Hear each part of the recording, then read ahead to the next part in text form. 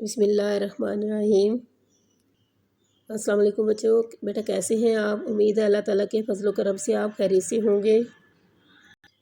جی بیٹا، ہم پڑھ رہے ہیں باب چہارم اخلاق و آداب کا سبق نمبر 1 طہارت و پاکیزگی۔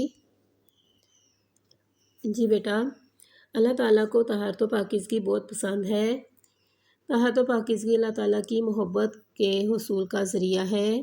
حضرت محمد صلی اللہ علیہ وآلہ وسلم طہارت و پاکیزگی کا کامل نمونہ تھے۔ آپ صلی اللہ علیہ وآلہ وسلم نے مسلمانوں کو طہارت و پاکیزگی کی تاکید فرمائی۔ بیٹا، جسمانی طہارت و پاکیزگی کے لیے دو چیزیں بہت اہمیت کی حامل ہیں، وہ ہے وضو اور غسل۔ جی بیٹا، آج ہم پڑھیں گے غسل کے بارے میں۔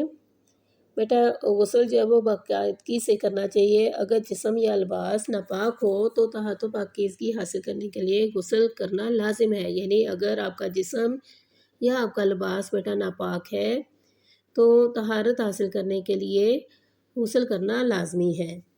عرب کے بدو مسلمان کہیں دن غسل نہیں کرتے تھے، کیونکہ وہاں بیٹا پانی کی کمی تھی، جس کی وجہ سے وہ کہیں دن تک غسل نہیں کرتے تھے۔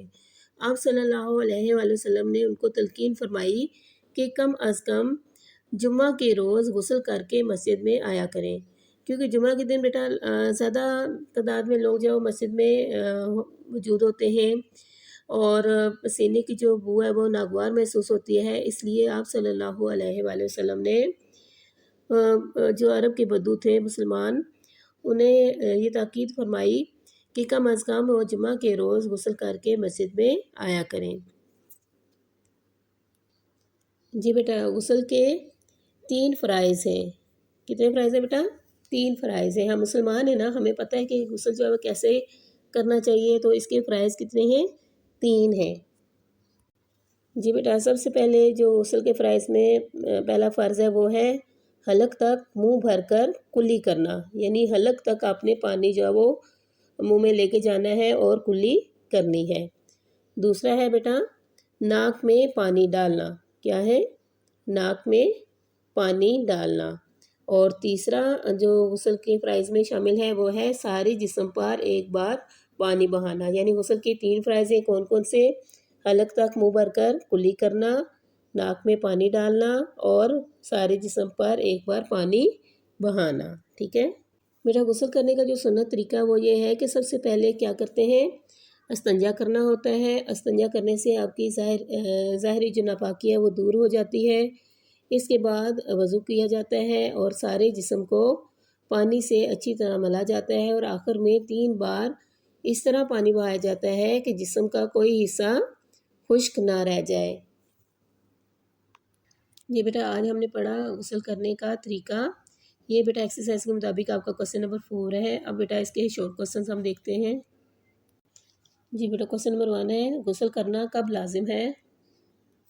یہ بیٹا دیکھیں، یہاں سے اس کا جواب ہے اگر جسم یا لباس ناپاک ہو تو طہارت و پاکیزگی حاصل کرنے کے لیے غسل کرنا لازم ہے۔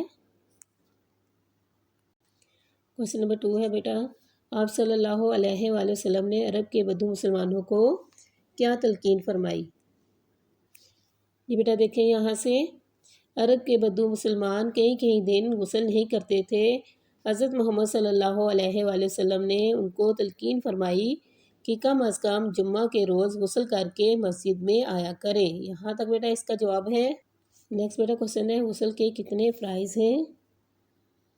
جی بیٹا، غسل کے 3 فرائض ہیں۔ حلق تک منہ بھر کر کلی کرنا، ناک میں پانی ڈالنا اور سارے جسم پر ایک بار پانی بہانا۔ نیکسٹ بیٹا کوسچن ہے غسل کرنے کا کیا طریقہ ہے؟